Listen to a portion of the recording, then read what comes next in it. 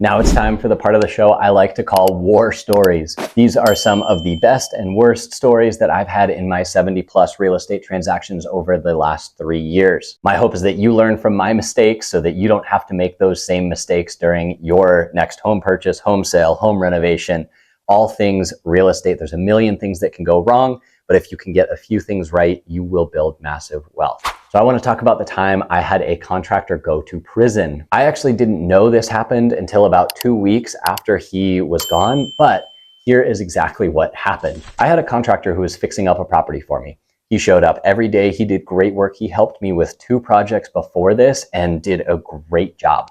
He was wonderful to deal with, but all of a sudden I get halfway through a project and he said, "Hey, I'm going on vacation for a week." I said, "Hey, no problem. You've been working really hard and you can take a week off." When the week was up, I texted him and said, "Hey, are you going to be at the property tomorrow?" I didn't get a response. The next day I said, "Hey, are you going to be at the property tomorrow?"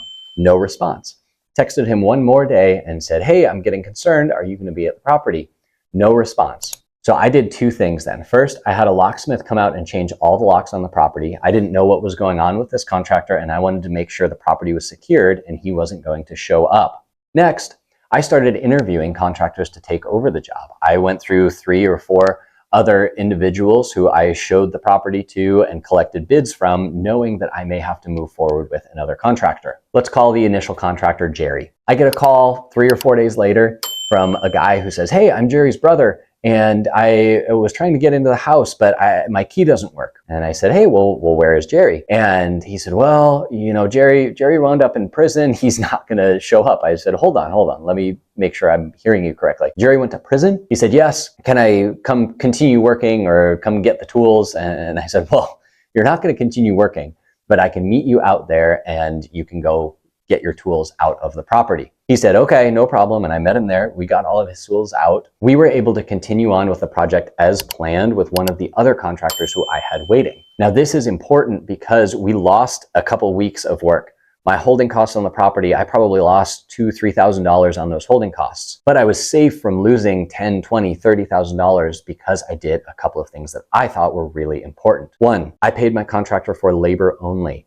I bought all of the materials myself and then would have him pick them up, and I would pay him to pick the materials up, and then I paid him for labor as he did the work. So I had paid him through that last week before he went on vacation. We were squared up. I didn't owe him a bunch of money. He hadn't been fronted a ton of money that he could then run off with, but it also gave me the flexibility to move on with a new contractor. We had it in our actual contract that I would pay him weekly. 2, I always paid him on time. This meant that he would prioritize my work before anybody else's because he knew that I would get him paid. It's always surprising to me how many people pay contractors late or don't get them their full amount or treat them like they are less than the investor. And this just makes somebody not want to work for you. Think about it.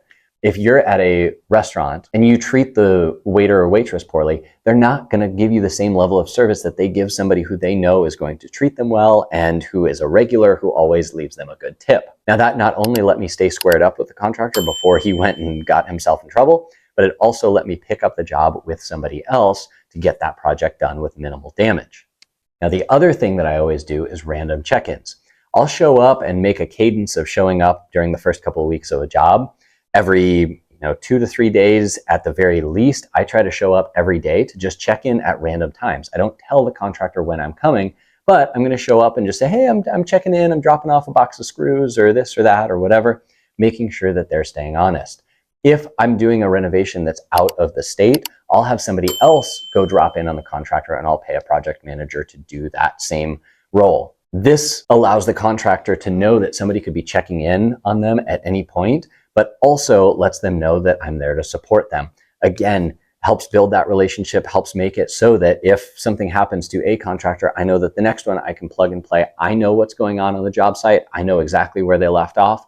I know where the next person should pick up, and I get more educated during each project so that my next flip is always better than my last one. I can speak the language better, I can understand what they're doing, and it keeps me from getting ripped off from contractors who are going to bid exorbitantly high on a job that should cost a lot less. So the moral of the story is, even if you have a contractor who bails on you or who doesn't do a good job or who goes and makes some bad decisions and winds up somewhere they shouldn't, you can still pick up the project and get it completed. I have plenty of other war stories, but that's one that I think has a lot of value for anybody who's thinking about getting into flipping houses, renovating properties, setting up rental properties. Treating your contractors well and always making sure you know where they're at will pay you 10 times over for the amount of effort that you're spending.